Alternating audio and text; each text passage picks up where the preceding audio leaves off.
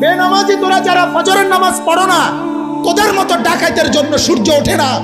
সূর্য ওঠে আমার ওই মাসুম বাচ্চাদের জন্য। যেদিন তাহাজ্জুদ বন্ধ হবে, যেদিন জিকির বন্ধ হবে, যেদিন কোরআন তিলাওয়াত বন্ধ হবে, যেদিন মাদ্রাসার এই দরস বন্ধ হবে, যেদিন এই 8-10 বছরের মাসুম বাচ্চাদের রাতের 4টা বাজের কোরআন তিলাওয়াতের হেফজোখানার আওয়াজ বন্ধ হয়ে যাবে, আল্লাহর কসম সেদিন আর সূর্য উঠবে না, চাঁদ উঠবে না।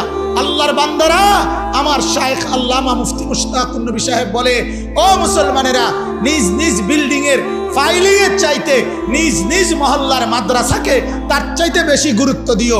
মাদ্রাসা থাকবে, তোমার গোটা মহল্লা নিরাপদ থাকবে, কসম খোদা। কারণ আমরা যখন গোটা মহল্লাবাসী ঘুমাই, মাদ্রাসার তালেবে ইলম রাতের 4টা বাজে, ঠান্ডা শীত আর কুয়াশার মধ্যে 8-10 বছরের ছোট্ট মাসুম বাচ্চা, বছরের 12 মাস আল্লাহকে সেজদা করে তাহাজ্জুদ পড়ে এই কোরআন নিয়া ছোট্ট মাসুম বাচ্চা হাফেজ সাহেবের কাছে সবক শুনাইতে বসে।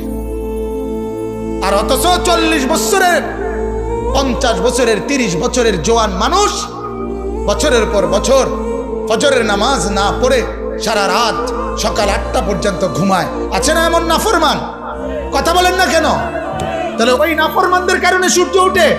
আরে ডাকাত, তোরা তো ঘুমে থাকস, তোর লেগে সূর্য উঠবে কেন? হাদিসে আছে, আল্লাহর নবী সাল্লাল্লাহু আলাইহি সাল্লাম বলেন, জমিনে যেখানেই নাফরমানি হয়, ওই জমিন, ওই মাটি আল্লাহকে বলে, আল্লাহ মালিক, আমারে শুধু আমার বিছনাটা একটু পাল্টাইতে দাও।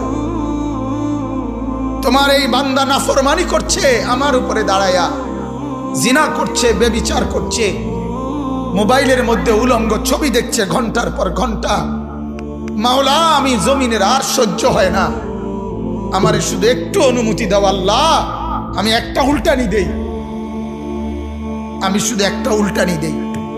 আমার জমিনের নিচের মাটি উপরে তুলে দেই, উপরের মাটি নিচে নামায়ে দেই।